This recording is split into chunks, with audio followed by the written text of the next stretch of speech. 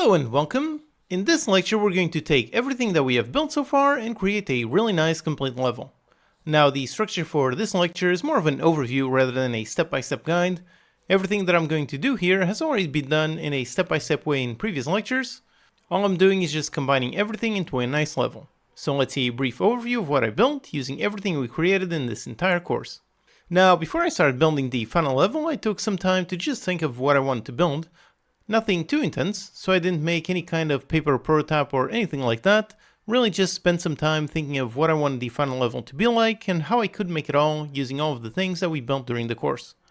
I knew that at least I wanted to have several areas. I wanted those areas to be enabled as the player moves and also by interacting with buttons or doors. So I started off by adapting the map, changing a few things around and moving some rooms. I knew that I wanted to play around with doors and visibility, so I made a nice corridor leading into a bigger room. And I also added a bunch of crates. If you remember, we made those crates block pathfinding until they are destroyed, so I used those to block the player's path in order to get the player to use some grenades. I also positioned all the enemies in the correct places. Again, my very rough design was based on 3 separate areas where the enemies would suddenly show up. Then I just used the snapping tool to get all the buildings and objects placed perfectly. With that, the basic level was done. One new object that I wanted to create was an object that you could interact with. The idea was something that you break and drop some coins, although in the end I actually didn't do the coin idea, so I just made an interactable barrel that you can interact with and it breaks apart. Doing this was very simple. It's really just a combination of the interactable object with the destructible object.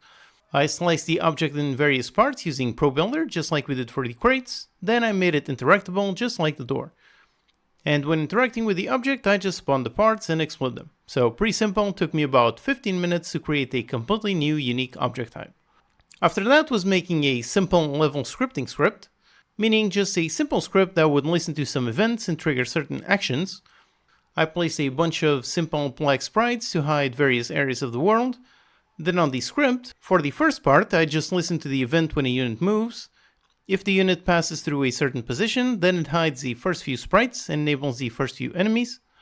For the second and third areas, I made them based on the door opening. So just add an event to the door script. When the door opens, the hider disappears, and when the final door opens, the final hider disappears and the final enemies are enabled. With all that, the level was complete. The player starts off with 4 units, and there's 2 enemies guarding the entrance. So using some grenades and some basic shooting, I can start taking them out. As I move forward, the first event is triggered, the map reveals and the enemies become enabled. Then it's time for the enemy's turn, and they actually take out a few of my units, but I win the engagement. For the last enemy, he had a bit too much health to be killed with shooting, so I moved my unit to melee range and took him out with a sword. Then with that unit, I moved forward to interact with the barrels, and with the other 2, I blew up the crate so I can move forward. I moved all the units, and with all the units in place, I opened the first door to get access to the corridor, and then moved all the units up before opening the second door. Upon opening that second door, the second area is revealed and a bunch of enemies show up. I tried to do as much damage as possible, but there were too many for the action points.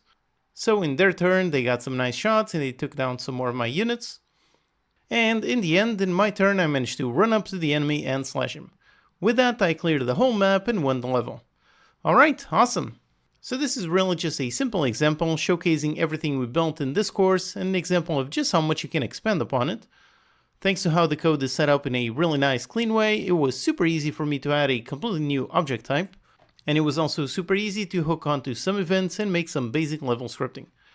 So the fact that I managed to build something like this in such a short amount of time, just about 1 hour, really is a testament to the power of writing good high quality code. And I hope throughout the entirety of this course you've managed to see the benefits of focusing on writing good high quality code.